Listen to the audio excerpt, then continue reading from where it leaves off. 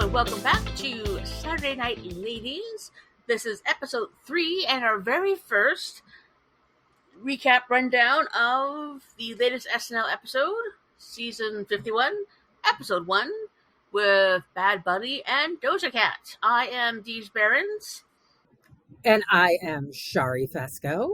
And we are the Saturday Night Ladies. We are going to be discussing our very first rundown on the first episode of Saturday Night Live for this year. I'm pretty excited about that, but there has been some news prior to the premiere. There were 7 writers added. Gender breakdown we're going to do. We got 3 white dudes, 2 white ladies, 2 black ladies. But this is more ladies than dudes, so we're getting a bit more balance there, I think. Now, so we have actor-writer Jack Bessinger, comes from something called Rap World. Stand-up comedian Joe Sunday, who was featured on Just for Laughs. Comic Maddie Weiner, who had appeared on The Tonight Show. Writer Rachel Pegram, who wrote for the animated series Harley Quinn. Writer-comedian Claire McFadden from Second City. And from the Harvard Lampoon, which we have not seen writers from the Lampoon in quite a while, I think, we have Maxwell Gay and Tucker Floodman. And I'm hoping, because both of the women of color are performers, not as well as writers. So here's hoping we can maybe get them in to the cast. Yes. I second and third that. Because it's very much a precedent, as we well know, for writers eventually joining the cast. And it's definitely a spot that does need to be filled. Personally, I'm quite pleased with who we got there. I'm interested to see what they do. Not that we really find out much who writes each sketch, but eventually you get to recognize who does what. Just a general overview for the opening of Bad Bunny. Let's do it out of 10, and we're going to do that fun thing with changing the method of ratings. So today's rating system would be how many out of 10 Coneheads. I love it. So, shall we get into the episode? Let's go. Okay, I'm going to let you take the lead on this. All right. We open with a scroll telling us about a meeting that is occurring with the military and head of, I don't know what his title is. It's something about head of military, blah, blah, blah. Pete Hegseth. The Secretary of War. And I don't know how well that eye roll I just did translated through the audio, but let's just say my eyes rolled very heavily. So Hegseth is not the first person we see. He gets introduced by a newbie, but it's Jeremy, and he is introducing Pete Hegseth. Very funny. I actually think for his couple of minutes, or not even like 30 seconds, Jeremy does a very, very good job of introducing Hegseth and warning the military that they're getting awarded by being yelled at. And on comes Mr. Hegseth, played by Colin Jost, who had done it previously, not too long ago, back in season 50. It was a nice surprise to see Colin actually doing something sketch related. Everybody seemed pretty happy to see Colin back at it. And I think he does a very admirable job. Yes. And I love the audience shots with the very stern-looking military members, military soldiers, I guess the better term. Very funny. And then we get the freeze, the infamous freeze. And on comes Judges Trump discussing how he is watching, making some comments about the late night shakeup. My favorite line of his was, why didn't they pull the plug after 50? And he made several more comments like that, and then goes into roasting Jost and how he is actually doing something alone and he can't even do Update alone. They throw it to live from New York. It's Saturday night, and boy, Judge is really raking up those live from New York. He's going to have a nice bunch by the end of this season, I bet. Something tells me he's going to be the all-time record holder of the most live from New York's. With these cold opens, it's very likely. I was very encouraged to see a new cast member up front. Extra excited with seeing Colin Jost. And I was hoping, could this be that they're not going to have Trump come out and do the freeze thing? I am full of disappointment. I know, but at least it was 50% instead of 75%. This is true. We got a lot of good Colin stuff. I did like the brief bit about the Riyadh Festival where Jazz Trump was mentioning that he wasn't busy doing that. And of course, Colin breaks the silence. I wasn't invited. Typical self-deprecating Colin. I love it. Love it when he does that. And who doesn't love a good Joe's roast? I mean, come on. It's become tradition at this point. And he doesn't seem to mind, so, I think he was made for that, and he knows it. As his self-titled biography says, he has a very punchable face. And people want to punch it with words and with perhaps action. So there you go. And if you haven't read it or listened to it, I've listened to it personally. Either one I would recommend.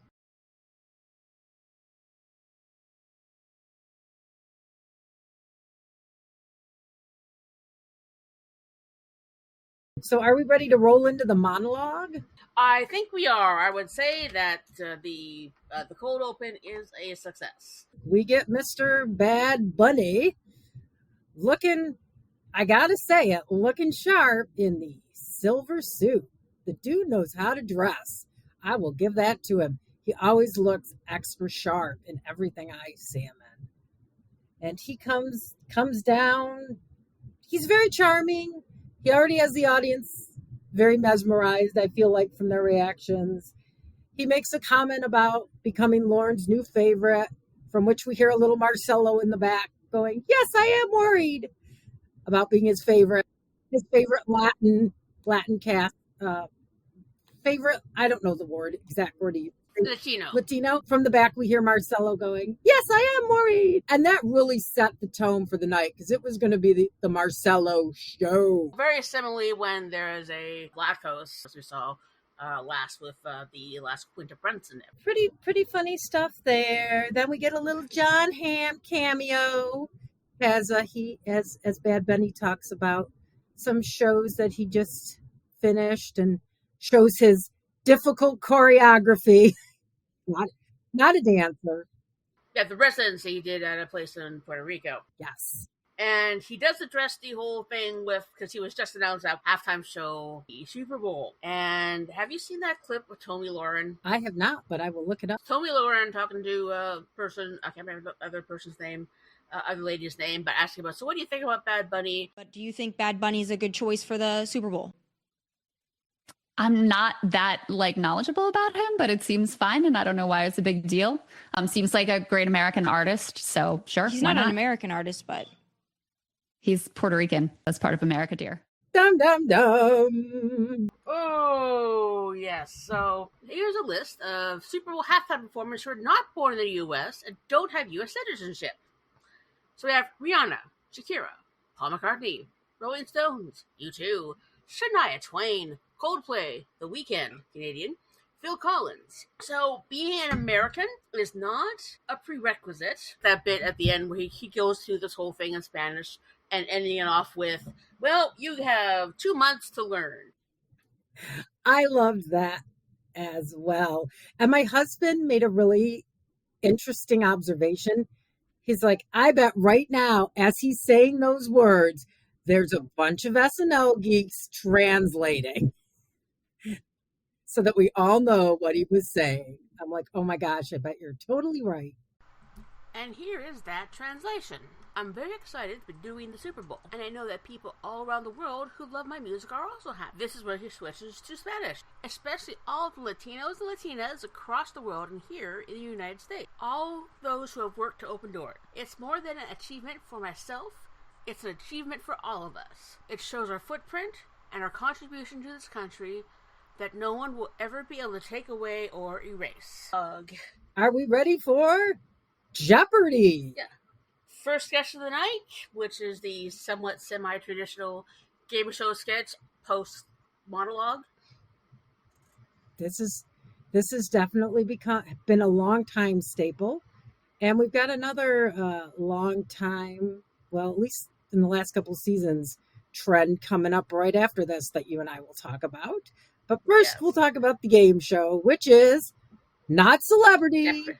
Not Black Jeopardy, just plain old Jeopardy. It's been very rare that has been done. I think it was a couple ones done in maybe the 80s or 90s, but typically it tends to be a variety of Jeopardy.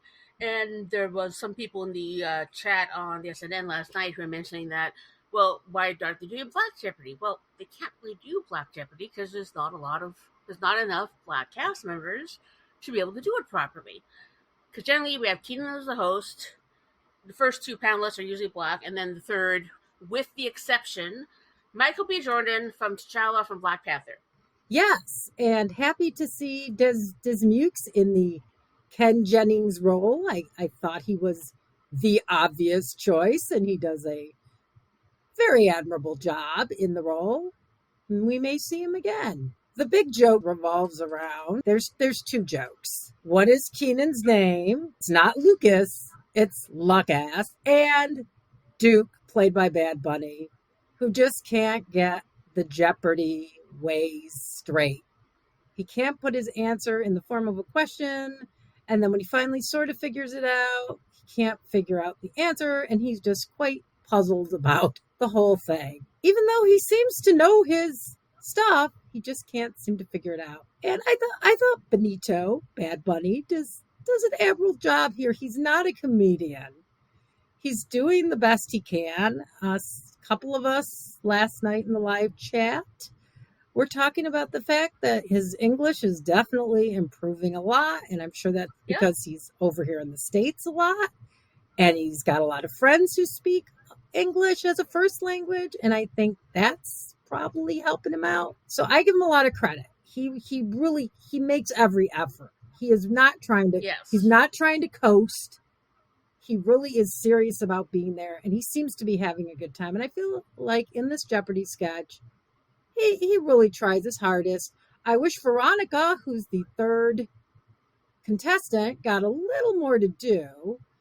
But the little bit she does, I think she does very well. I am expecting very big things from her, I hope. As are a lot of people, yes, and I'm definitely one of them.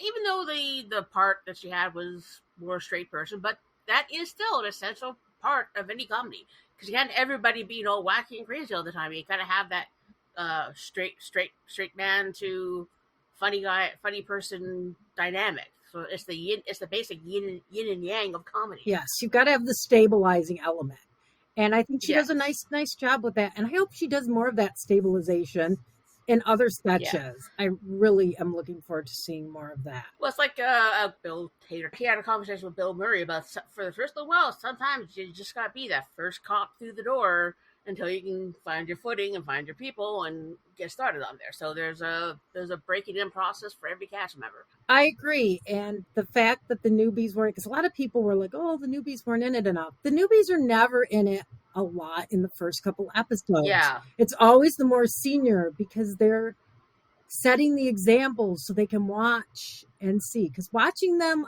on a screen, not the same as now watching them live, so that they can see them and say, okay, so this is what I need to do. This is how I figure it out. So that's why they don't just throw them in. I don't think it's anybody trying to be mean to them or deny them screen time. I think that comes later. But right now, I think it's completely legitimate.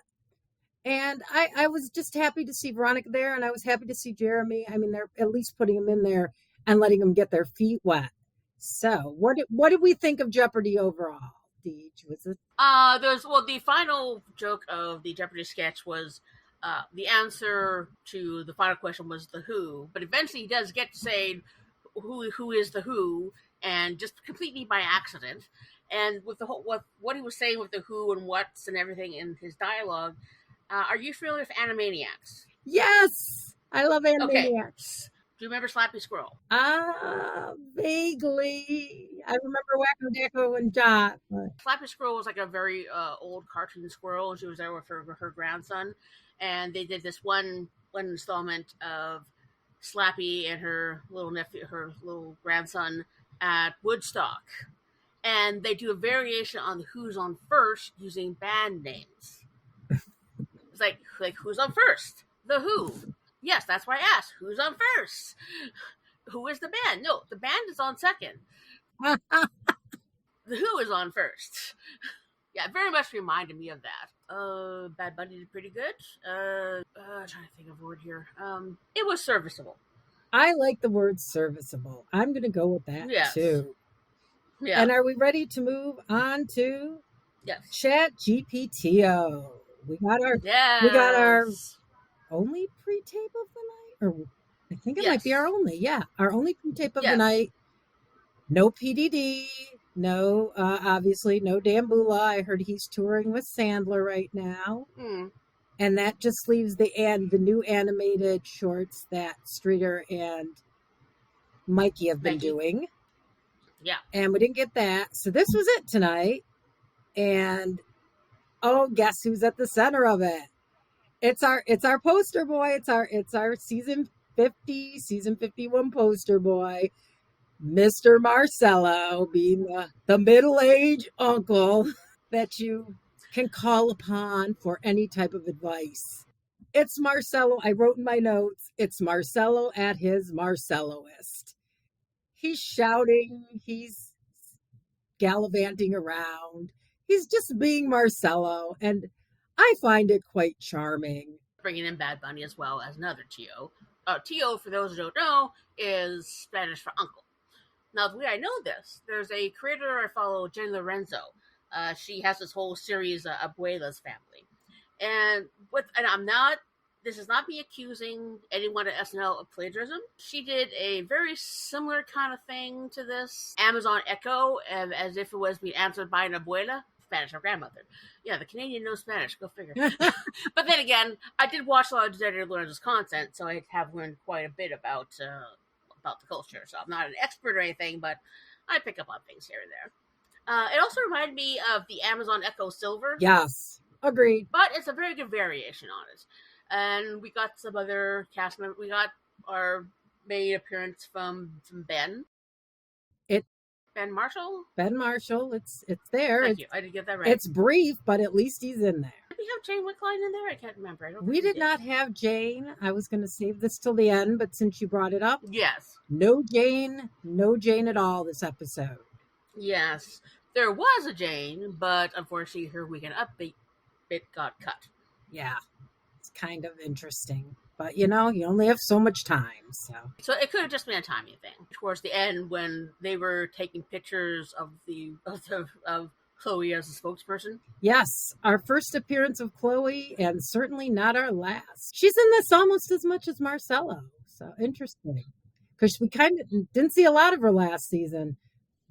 3 episodes she was out completely. So it was interesting. So much in this. Well, that was because she was sick. So she was one of the people who caught COVID after the 50th. One of the episodes was sick.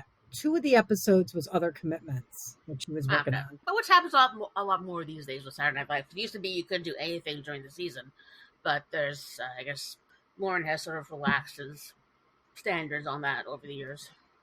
Yes, I think Lauren is getting a lot more laid back as he enters his 80s. I feel like we were both pretty pleased with this one. I feel like it was one of the stronger ones of them. And it's nice to see a commercial parody again. It is nice to see a commercial parody. You need at least one pre-tape in the evening. I like the live sketches, but 1 or 2 pre-tapes, give the cast a little break, let them get their costuming. Yeah. And now we're ready to slide into the next sketch. Briefly, because there was someone in the chat mentioning last night, they're surprised that Jane Johnson wasn't doing the host of Jeopardy! But at that point, he was still probably getting his Trump makeup off. Right. It is pretty intense with the jowls and everything else they do with his face. Yeah, we have to remember that. I think we remember, but I think a lot of us forget. This is live TV. They are running in and out of costumes, in and out of makeup, getting props, and on and on. So kind of amazing. Next time you watch, like next episode, think about that as you're watching, because to think about the fact that they're all back behind the scenes while you're watching the sketch, they're frantically. And you got Donna, who's in charge of the host, helping with all of that. Something we featured on an episode of We Hard Hater. We were talking about the Justin Timberlake Christmas episode back in season 32. The costume change from monologue to Homelessville with just as a big ass cup of soup.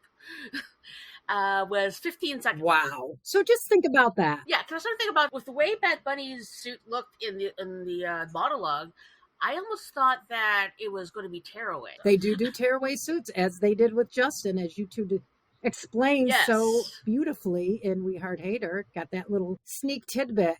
I love that kind of stuff. I think it's so fascinating. Well, we are the sister podcast, so. All right. So, are we ready to move into our other trend? We talked about game shows, and I know you had a good name for these, Dee. It was like it wasn't round the table, but it was something like that, where they're either sitting around a table or they're sitting, around a desk. They're always sitting around something roundish.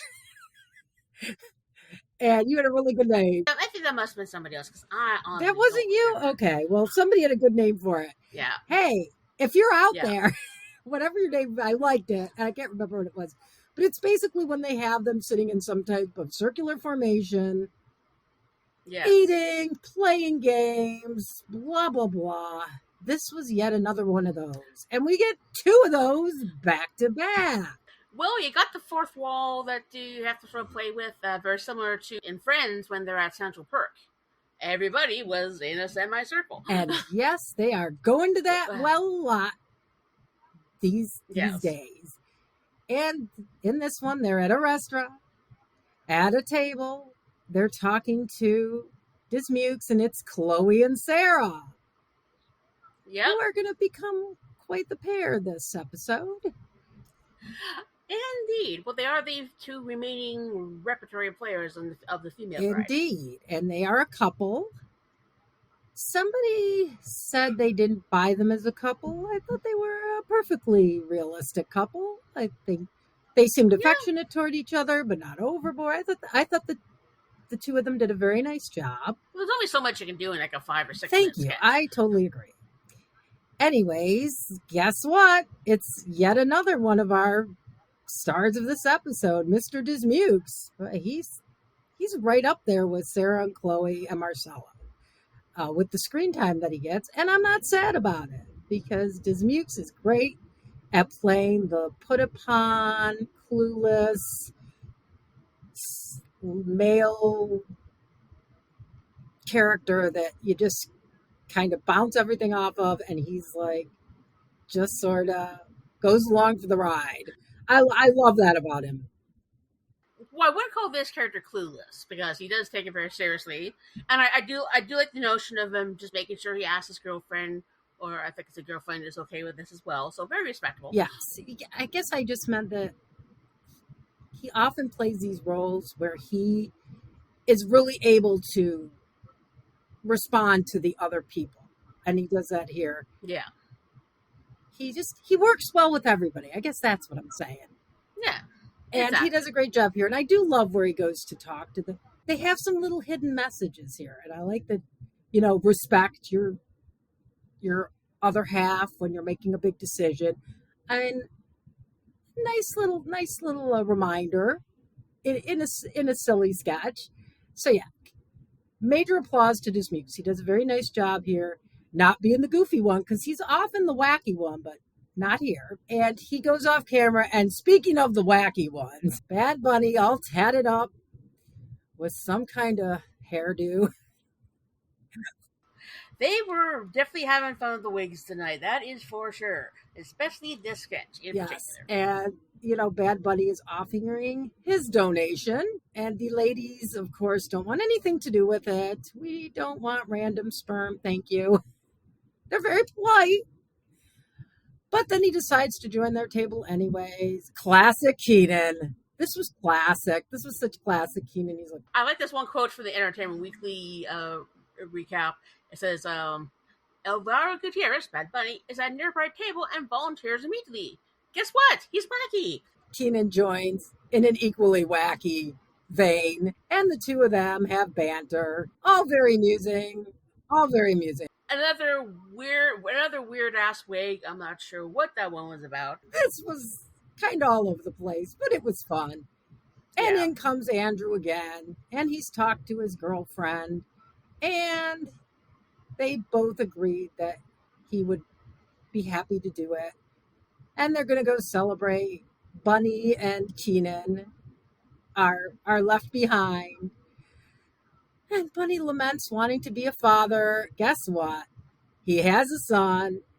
And it's none other than Marcelo dressed in similar garb. And again, it's a big wig night. a similar wig.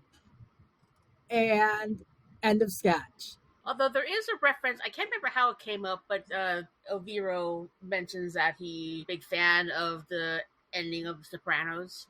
And that's how they end this sketch. They have Marcelo come in as the long lost son. Then you start to hear the word, they don't stop believing. And then, of course, there's the stop. And you don't see anything else other than that. Then they do the HBO. I missed the HBO logo somehow. But that makes sense now. I did not see the ending of Sopranos. Yeah. I just knew it was very controversial, so I didn't quite get that. Sorry, I didn't mean to. Oh, you're good. Well, I would say I'm sorry I spoiled you, but it's been years. It's been over 20 years. I'm never gonna watch it. And it's one of those things where how many people know about the ending of Newhart but haven't actually seen it? And the Don't Stop Believing I did catch, but I didn't know why they were playing it. That makes total sense. That's a nice tie-in. I like that they tied it in there. Yeah, well, at the end of Sopranos, the family was at a restaurant eating dinner, and then you hear the sound of Don't Stop Believing in the background, and then you hear a door open, and Tony looks up, and then it goes, Don't Stop Believing, boom, cut the black, end of show. Which is exactly what they did with this sketch. I thought this was I liked the ending. I thought it was very, very smart, very funny, and I liked Marcelo there. People have mixed feelings about it, but I thought it was a perfect ending. I'm glad our character got to be a dad. Yay! So I just wish it was a little bit shorter. Went on a little bit long. I'm not sure if having Kenan there also should have added much to the narrative, but. Yeah. But I never mind Kenan, and he was being so Kenan-y, and I love it when he's doing what he's really known for, which is just being that wacky side guy. He's so good at it. And speaking of wacky side guys, it's K-pop Demon Hunters. And we're back at another restaurant, Deej. With Feynman and Sherman. Yes, and Bunny. That actually sounds like an old 1950s comedy team. Feynman and Sherman. It really does. Feynman and Sherman and Bad Bunny and Mikey Day. It's either Dismukes or Day. At least in this episode, they are kind of your go-tos for this type of sketch. But we'll see if maybe some of the rookies get thrown in there too. Well, we're still getting used to the cast dynamic. Right. I'm sure we'll see more of the other gentlemen in these roles down the road. But for now, it's Mikey and Bad Bunny on one side of the table and Sarah and Chloe, not a couple this time, just friends, on the other side. And they're talking random pop culture. This is the obligatory sketch that they always do in the premiere to kind of catch you up on some of the major pop culture. So they talk about a lot of the big things that are going on. Bad Bunny only wants to talk about one of those things, K-pop Demon Hunters. Which over there in Canada, I don't know if it's quite as big a deal as it is over here. Oh yeah, it is. It is. Okay. It's on Netflix here. Right. And those three girls, those three young ladies, Huntrix, which is the band in K-pop Demon Hunters, in case you didn't know, they're all over the place right now.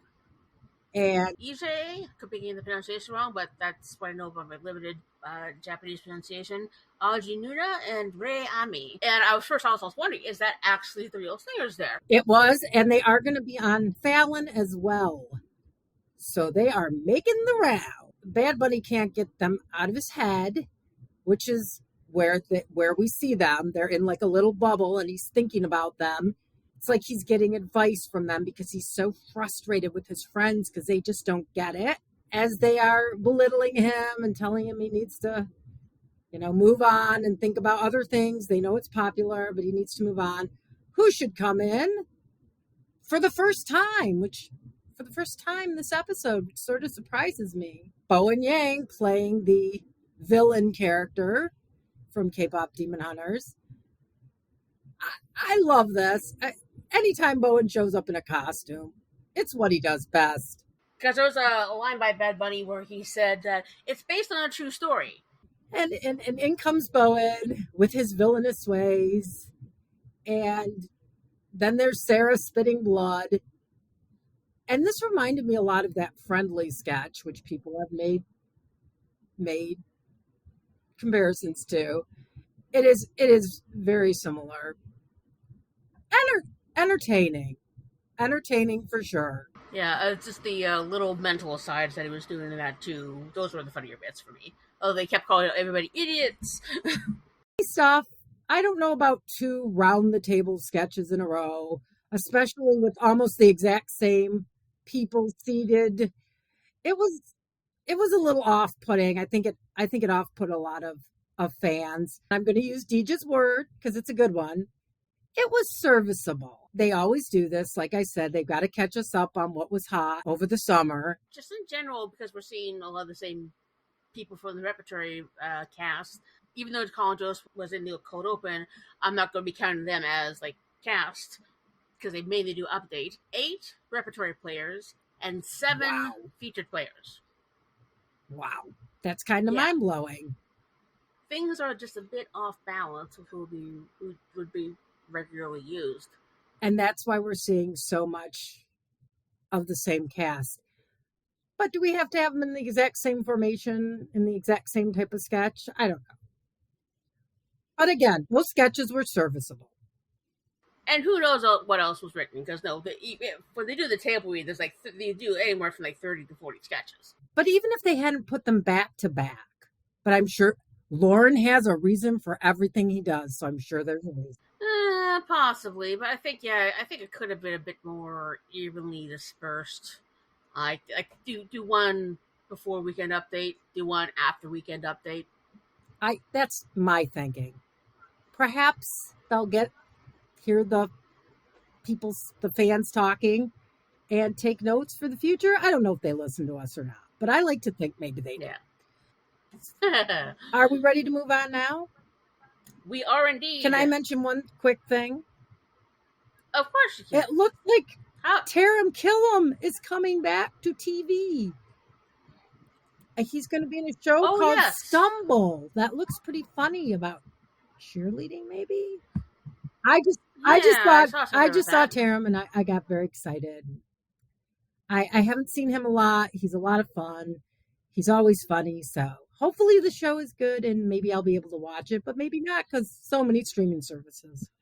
There's a show coming out called the DMV, who stars Tim Meadows, but also has Molly Kearney. Yes. So it's nice to see that she's bounced back after the SNL thing. Yes, I'm very happy that they have found a TV show and got to work with a Michigan native and veteran of many years, Saturday Night Live. So I bet that they are going to learn a lot from Mr. Meadows. So good for them. Good for Taram. Glad they're all finding shows. Here comes my Inner Cat Lady coming out. I highly recommend following Tim Meadows on Instagram because he posts a lot about his cat, who is absolutely fuzzy and adorable. So check that out on Instagram. Good tip. All right. I like this momentum we've got as we're rolling into the musical guest. I don't think we'll spend much time on musical guests. No. It's her song Amen, and she's got a great set. It's not real busy. I like that. I know there's been a lot of discussion about how the musical acts these days, it's a lot. Yeah. Ever since Kanye, everybody wants to be flashy. Yeah. And Doja's a little flashy, but not a lot. She's got a great yellow, this was the night for wigs. I think it was a wig. Fabulous wig, fabulous outfit. She's a really, I'm a rap fanatic. I've been a rap fanatic since I was 12. And her flow is impeccable. She's very good at it. And I cannot believe it took them this long because she's not new. She's been around a while. So I was very surprised that they waited this long. But who knows why SNL does what they do. But I was happy to see her. Liked the song. Liked the performance. Liked that she had, if somebody mentioned, she had a full band. That doesn't always happen. I like that. I thought this was a top-notch musical performance. Well, the highlight for me was using the theme from Knight Rider. Yes, agreed. Yeah, we're definitely showing our teens of the 80s vibe from what we have. Well, Deej, as you say in our tagline, we are two Gen X broads talking about SNL. Yeah, exactly. And that means we know Knight Rider. So, that we do. I wasn't a regular watcher, although these days it does seem the art of the TV theme song is a bit lost. it is. But I was a regular watcher, and I loved Knight Rider. Yeah. And I loved David Hasselhoff, and who didn't love that? Back then, I was more of a John Ritter fan. Oh, I loved him too. He was my first. He was my first TV crush. Excellent taste, Deej. There's a reason we're friends. So on to the joy of Weekend Update. Woohoo! It's Che and Jost. They're back for their 12th season together. Or 11th season together, maybe? I don't know. Yes, they're back again, as I have in my notes. And I have to say, I thought the jokes were, they didn't miss a beat. That summer vacation, they didn't miss a beat. Yeah. They're back at it. They have possibly the best chemistry of any pair of co-hosts in the past, I don't know, 20-some years. They're so funny together. And they really have a genuine admiration for each other. Yeah. And I love that. And I love that Colin Jost always acts like he's never heard any of these jokes before, even though he's heard them all. I just love how he always looks bewildered. I think that's a talent. And I love that Che is just always a jerk. Because he's good. He's a good jerk. You need to like, I want to say good cop, bad cop, but I don't know. Because sometimes you hate Jost and sometimes you hate Che. Yeah. It just goes back and forth. Well, I always love Jost. So sometimes Che, I go like, what, dude? Okay, but I have to remember, this is not the real Michael Che. It was the Michael Che as his Weekend Update guy. So, because even then, the Weekend Update persona is a bit of a character, even though you're using their name. Exactly. It's definitely a very amplified version of yourself. But I love these two together, and the jokes were great. I loved the Che with breasts. Very funny. Big ups to the graphic designer who did that. Definitely gave him a nice rack. I got it. It looked real. I'm like, what those people can do in like 2 days blows my mind. Just blows my mind. Yeah, the magic of Photoshop. Blows my mind. Whether it's costumes or wigs or giving Michael Che a great set of boobs.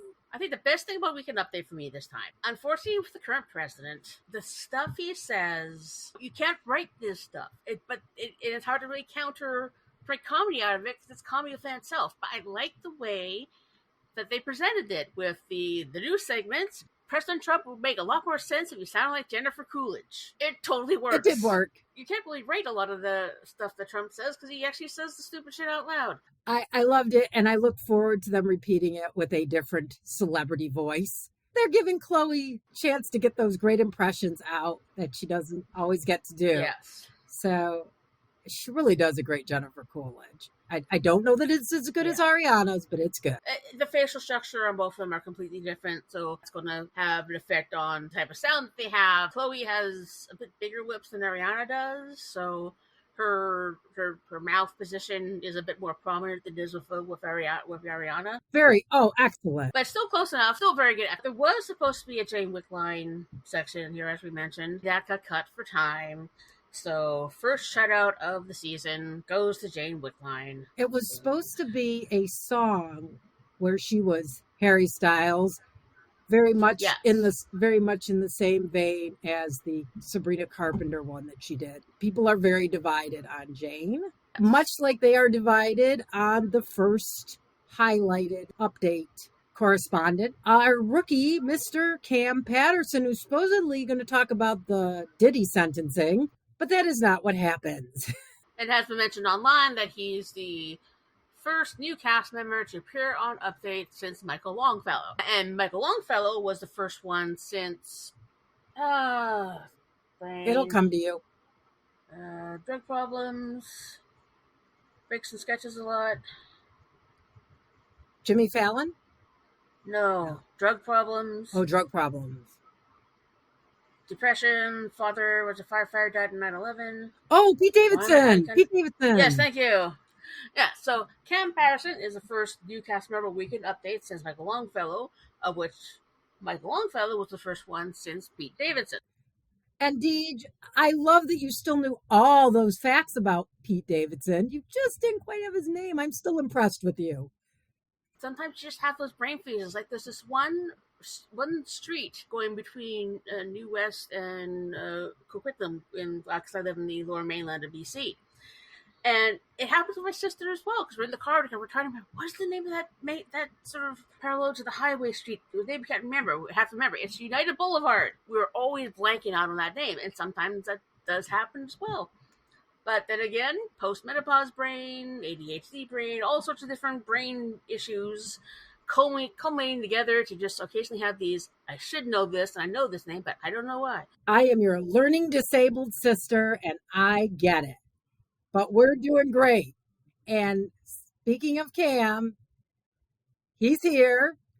And speaking of divisive cast members, Cam's been getting a lot of, I've seen more negative than positive. And I guess Cam's been seeing it. Because he does mention that as he's talking about when is he just going to be able to say the N-word. One problem I've had with the comedy I've seen from him is, now I understand he is a black comedian. It is part of the culture. A white person can't say that, but a black person can. That's not a word that is generally said, because the only exception is, I can't remember which season it was 2 or 3 seasons ago, where Michael Che mentioned that he has in his contract that he can use the N-word twice per season. Che can have that because Che's been around. He was a writer. He's doing the Weekend Update, so he's earned that. You're a new cast member, and it's something that's not generally done, even on late night TV. It's not something you're entitled to. They have to be able to know you and trust you as a cast member before they can actually allow that. That's my take on it. Which is what Jost and Che both tell him. And I love how he says, oh, well, Chase, you said it in 2016. And Che looks at him and goes, I'm grown. Yes. Which I love because Che's like at least 10 years younger than me. But whatever, yes. It was funny. It was very funny. And he is definitely grown. Cam is very, I'm guessing, young 20s. Yeah. He looks very young to me. But I'm a terrible judge of age. So. Well, I think a lot of the new people are at least like mid to late 20s. Some early That's 30s. what I would guess. Yeah. I will say it's a good way to address a lot of the comments that have happened. I agree. And I really like that he's kind of ends it saying, yeah, folks aren't really loving me being on here. They're not real happy with what I've got to say, or however he puts it.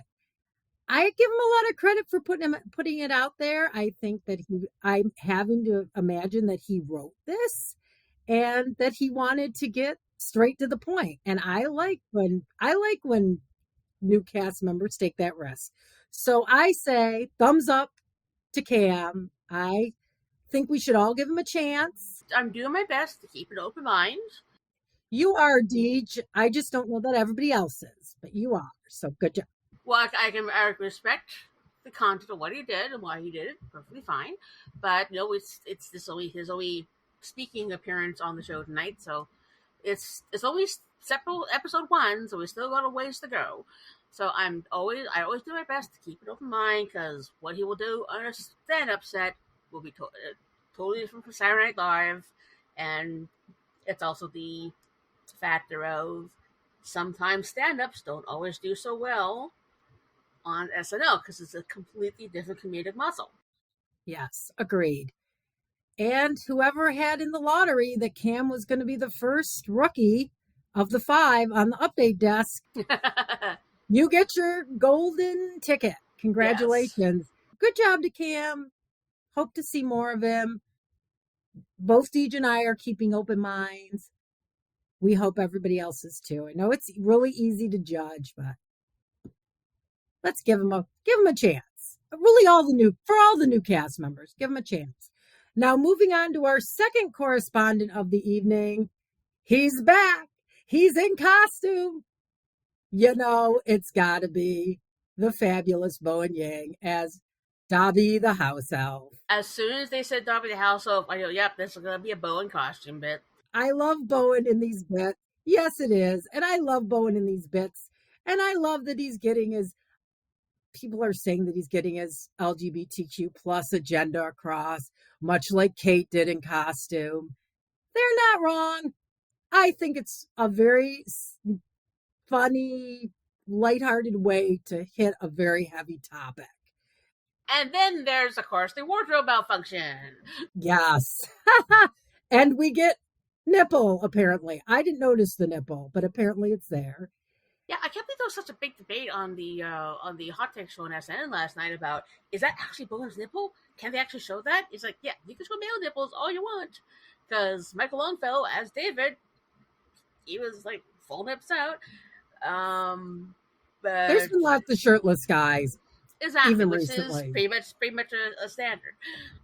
It's just when, oh my god, you see a female boob with a nipple on it. Oh my god, that's so awful. Mayday, mayday, mayday, mayday. Yes. Again, the double standard is unfortunately not going anywhere. But to Bowen's credit, he makes some jokes that were not planned to cover it up. He grabs up his outfit and he marches on. He is a professional gentleman. He just handled it like a pro. He didn't even notice it for a few moments, and then when he does, he just does it all, works it in character. He doesn't bring attention to it as Bowen Yang, but as Dubby, mentioning how just his clothes are not that well made, which just stands to reason, given its rags. Although yes. The continuity nerd in me goes that Dobby was freed. It was a free elf. He was a free elf. Dobby was a free elf, so why he's now a house elf again? This is an SNL sketch. It's not the Harry Potter books, so continuity be damned. Yes, continuity goes out the window in order to make the joke work, and it does work. And I'm surprised they haven't gone after Rowling more, because she's been saying various things, and I'm not going to comment on any of it. But she's been making various things throughout the years.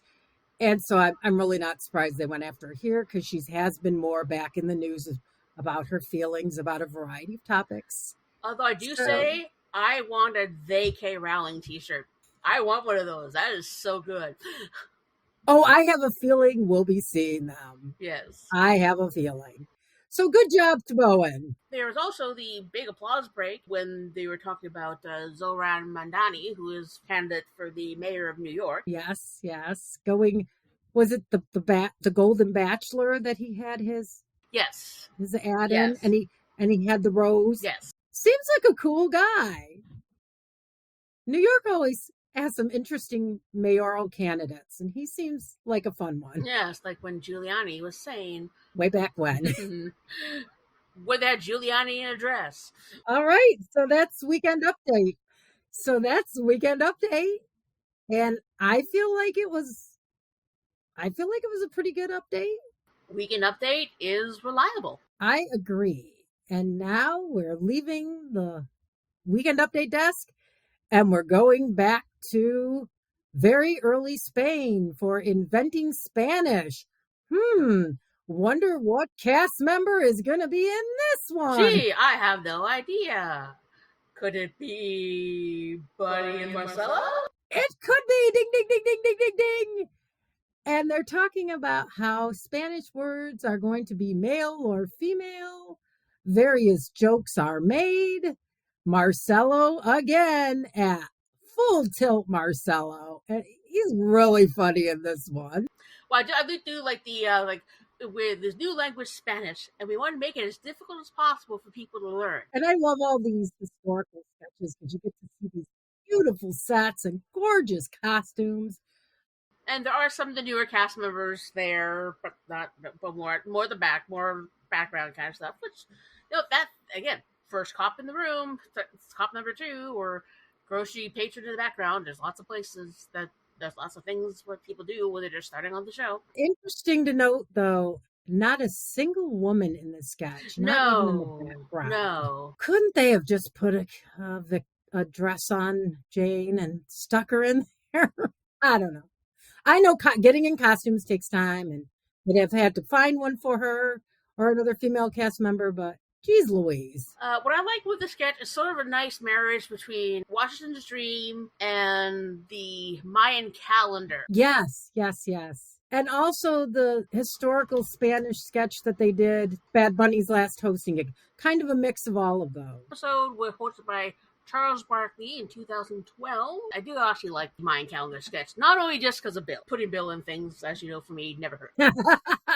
Well, speaking of putting people in things, we get a cameo in here from Benicio del Toro, who my husband and I thought was a little bit tipsy, but he got through it. He was funny enough. It's always fun to see these cameos kind of out of nowhere. We have another one coming up very soon that we'll talk about. And as I had to look up Benicio del Toro, no relation to Guillermo del Toro. They just happen to have the same last name and are very similar in the roles that they take. They're both very serious actors. Well, Guillermo's more of a director, but they're serious dudes. Both very talented. I do love Guillermo's cameo in the last season of Barry. Was really good. Yeah, he's a funny guy. He's more known for his direction. He's directed some really terrific movies. And he's such a Barry fan. He actually asked if he could be on the show, and it just so happened. Oh, good to know. Yeah, and just so happened that Bill was able to fit him in. Played a character called El Toro, and that's the same Barry episode that also features Fred Armisen. A surprise Fred wasn't here. He was in the last historical Spanish sketch. Well, he could be busy with things pertaining to Wednesday. He could be. He's also got a sound effects album out that I think he might be promoting. He's promoting that. And busy guy. I believe there is a Uncle Fester spinoff in the works. There is indeed. And I'm kind of excited about that because I love Fred. Yes. So he's just a busy guy. Back to Spain. I thought this was fun. I enjoyed it. I got a couple giggles. Mikey Day as the guy from Barcelona. Mikey's always great. I wish there were a couple ladies in here. Even if they didn't have lines, one lady would have been nice. I did like Marcelo's asides. Sure. Hello. It's like they all have me. It's like hey. Hey, why is the Bible female? Because it tells you all this stuff that you're not supposed to do. Marcelo is great. I love it when Marcelo was at his Marcelloist, and he was all episode long. Although not the loud Marcelo. Yeah, you are right, Deej. He was fairly subdued. Marcelo can do subdued. He really can. He's a very talented guy. I mean, I begrudge him none of the fame he's getting. He deserves all of it. I wish him the best. I just like to see all the cast members getting love, and I think they will as the season goes on. Oh, looks like it's time for some more music. Doja Cat is back on A Giant Rose. That rose was amazing. Again, shout out to the set designers. Wow, what they do in 3 days just blows me away. Although that could be a piece from her tour. Oh, it could be. It could be. That's true. But the question is, did that fit in the SNL elevator? Piece by piece, maybe. Because I know that a lot of these sets are built out in Brooklyn, but they have to be modular because there's always so much that can fit even in the freight elevator time back at 30 Rock. So beautiful set. And the name of this song was Gorgeous. And it was all about women just being allowed to be gorgeous and just being gorgeous for themselves and not worrying so much about what anyone else thinks or needing to validate their beauty. At least that's how I interpreted it. So I really liked it. I think Doja's a great lyricist. That comparison brings to mind a song from Crazy Ex-Girlfriend about Put Yourself First. It's done in the style of Little Mix. So some of the lyrics on here are like, put yourself first, go worry about yourself, make yourself sexy just for yourself. So when dudes see you, put yourself to like, damn, you're hot. Want to make out? Push them boobs up just for yourself. Wear existing heels just for yourself. If it's just for myself, should I be comfortable? No. Put yourself first in a sexy way. Wow, they are very similar themes because I feel like that's what Doja Cat is saying throughout this song. Pierce your ears just for yourself. Put a hole in your earlobe just for yourself. Brace yourself. This is going to hurt. Put yourself first in a sexy way. Put yourself first for him. That's what you gotta do. Put yourself first for him. If I put myself first for him, then by definition, aren't I putting myself second. I would love to see Rachel Bloom host someday. I would too. And why has she not hosted SNL? I don't know. Get on it, SNL. And shout out to Deej, who we see her lovely singing abilities, which have been hinted to, but I don't know that I've ever heard. So check out. Well, I haven't done a lot of singing on the podcast. Well, so, although I don't know if I did try a bit of a 3-part harmony mix at the end of one Bill Hader one. I do vaguely remember it, but I'm always happy when I get some Deej singing. So that was fun and a nice reminder to SNL fans to check out Crazy Ex-Girlfriend because it is a pretty funny show. Yes. And props to Doja Cat for putting a feminist anthem out there. I love it. So yes, exactly. Are we ready for the last 2 sketches of the night?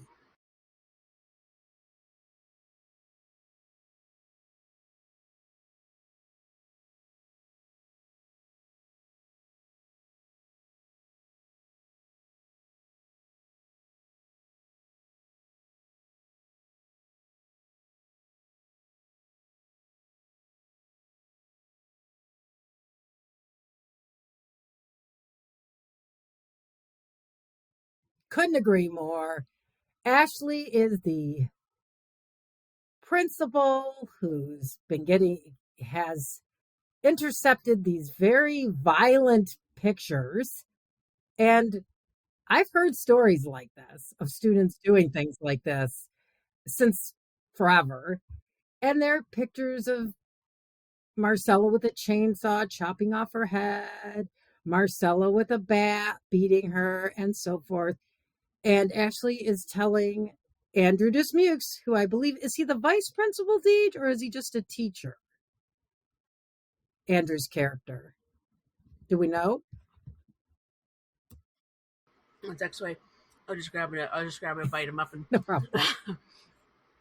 I want to say he's the vice principal, but I could be wrong. Wasn't really established, but we do have Ashley. So before his dad, the student played by, I think you're all following along here, of course, Marcelo Hernandez, looking very punky in his, shout out to the wig folks, his great wig and his punky outfit.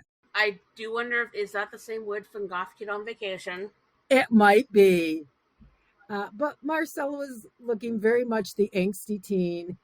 And Principal Ashley is giving him heck and telling him these are very scary things until Marcelo's dad walks in. And all of a sudden, she's been reduced to a giddy schoolgirl and hijinks ensue. So many great lines. What language is that? Spanish? I mean, just line after line.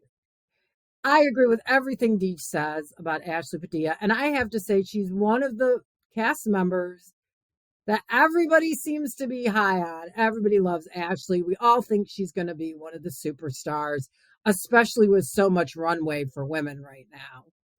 So great. Definitely my favorite sketch of the night. Everybody is clicking here. The 4 of them are so good together. It's really a great time. And the turnaround with when she asks about the mother, he says, "Oh, she left us a while ago," and says, "That bitch." That says, but then he reveals that nope, it's because she died. Well, the bitch's eye. I love that, the bitch's eye. Just perfect intonation, perfect delivery, just everything on point. So yeah. No, I'm definitely a big Ashley Padilla fan. Me too. And I can't wait. I cannot wait to see what she does. Yeah, Ashley and Veronica are the ones I would really like to see continue on because I think they're going to be. Not that we've seen much Veronica yet, but still getting a sketch in the first episode of the season as a new player, still a good thing. Oh, we're going to see more of Veronica for sure. I think she's going to pop up a lot more in the next couple of episodes, but we'll see. All right. So we get that great line from Dismukes at the end as our friend Casey Killingsworth on our sister podcast, We Heart Hater, said in his blog, Dismukes almost wasn't the cock till the very end when he says, "Well, if it helps, I'm in love with you." And of course, Ashley shoots him down immediately, as happens to poor Andrew's characters all the time. Robert, this is a workplace. So I love Andrew Dismukes. I just think he just a shining star and only gets better. And I'm glad he got a lot of screen time. And I don't know about you, but he seems like somebody great to cuddle with. I don't know why. I just get that feeling from him. He does. He just seems like somebody that would be so much fun to sit down and like have a sandwich with and just chat. He just seems like a really nice guy. And I believe that on the Saturday Night Network, which we plug a lot here because we love it, they did an interview with him and he just seems so wonderful. And at his first couple seasons, he got very little on. So I'm thrilled. And of course, I believe he's one of the ones who might have even started as a writer and come on a bit later. He did start as a writer. So I'm really happy that he is progressing to superstar levels. And I loved him in this sketch. And I love him with Ashley. So I have a feeling we're gonna see more of the two of them together for sure. Now, as much as I hate to compare current cast members to former cast members, I do really see Ashley kind of fulfilling a Heidi Gardner type of role. That has been mentioned.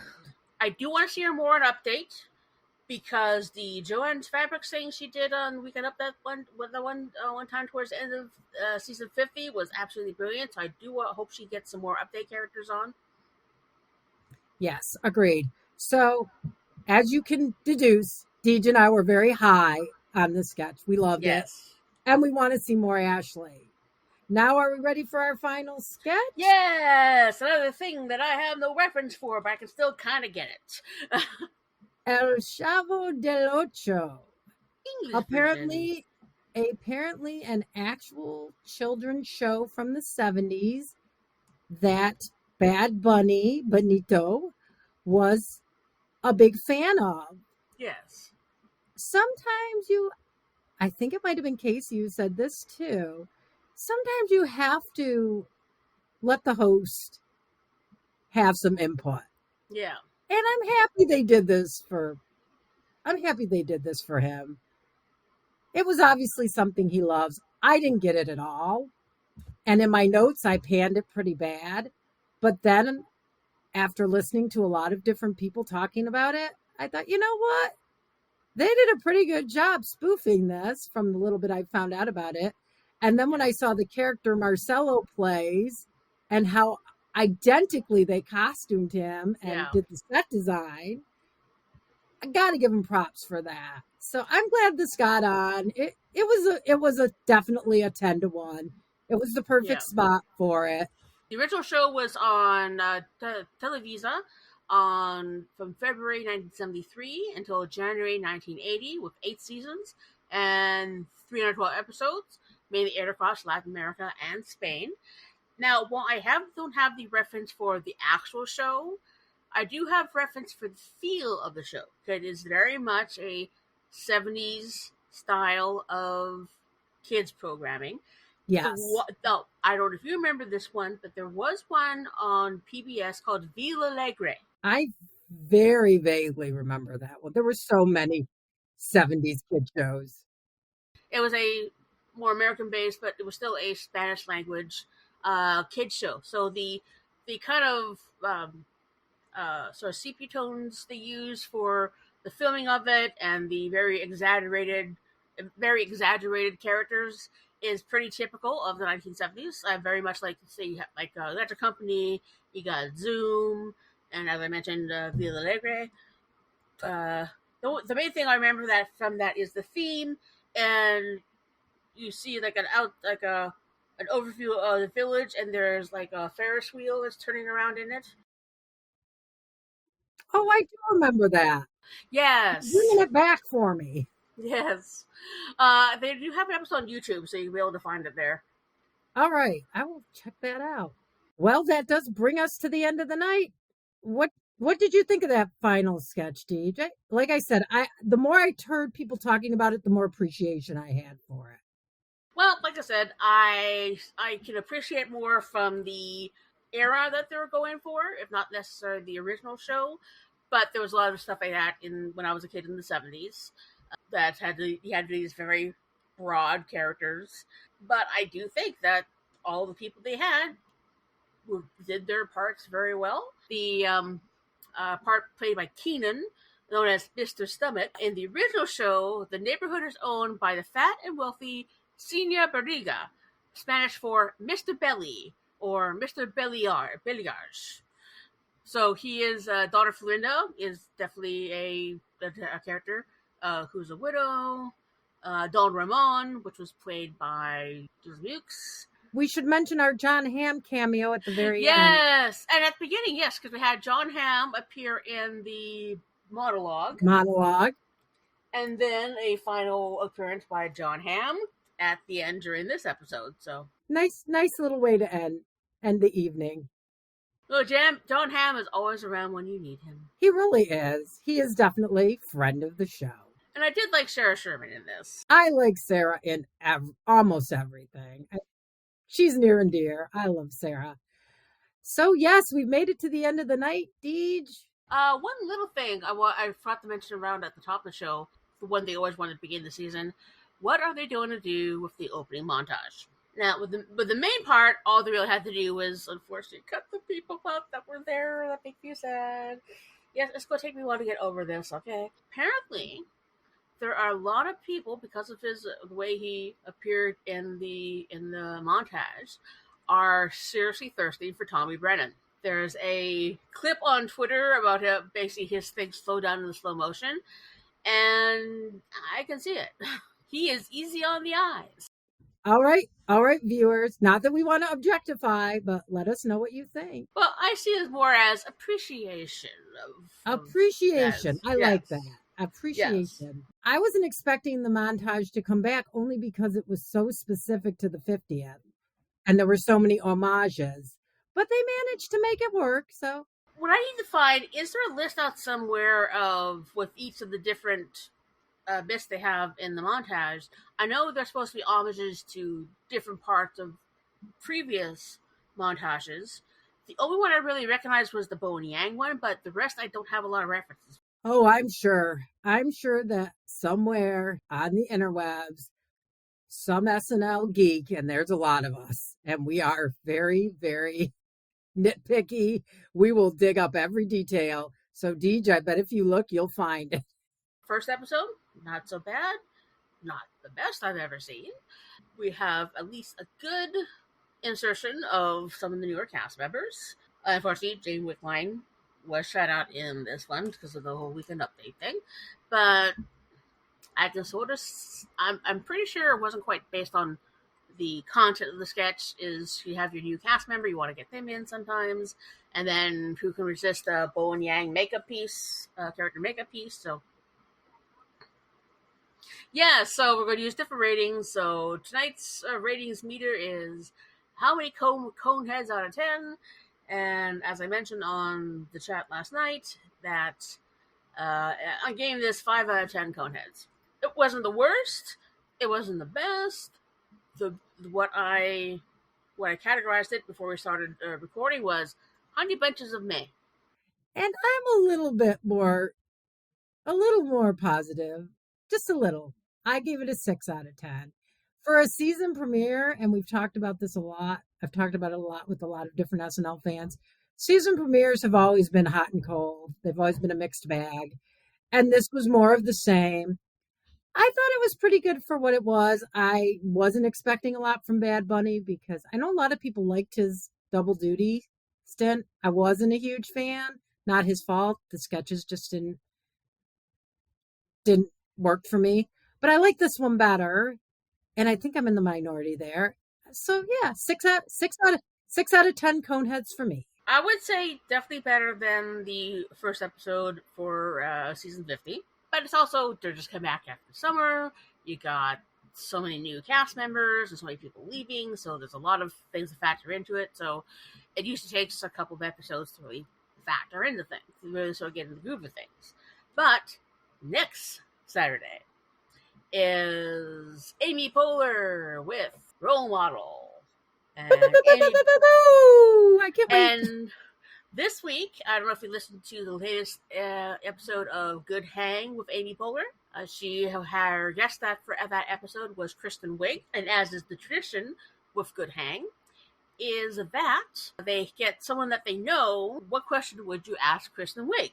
And I'll give you one guess who they get. I think it might be Deej's very favorite comedy icon, Bill Hader. Bill Hader, yay! And if you want more information on Bill Hader and you want to know all about his career, all about the many things he's done, the nitty-gritty, plus a lot of SNL, please listen to our sister podcast, We Heart Hader. We haven't plugged it enough, so I'm plugging it.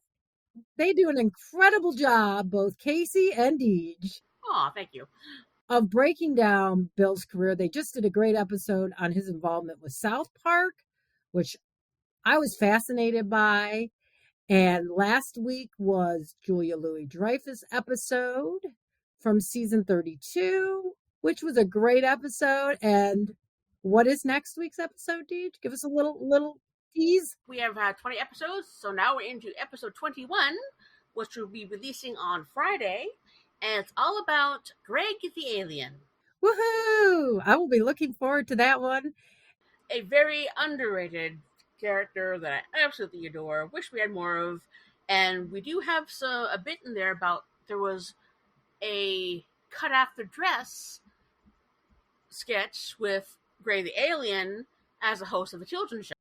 Love it. Well, I'm looking forward to that. And I'm looking forward to next week here on SNL Ladies, when we'll be talking about Amy Poehler and Role Model. Very excited. All right, everybody. I guess this brings us to the end. So check us out next week. And again, check out We Heart Hader. And I'll see you next week, Deej. So much fun as always. Thank you so much for joining us. And please like, share, subscribe. Let people know we're out there. We want to get everyone's input and appearances. And we just really want this to go places, because getting a podcast started can be difficult, but the first step, according to John from SNN, is get to episode 9. So we're on number 3.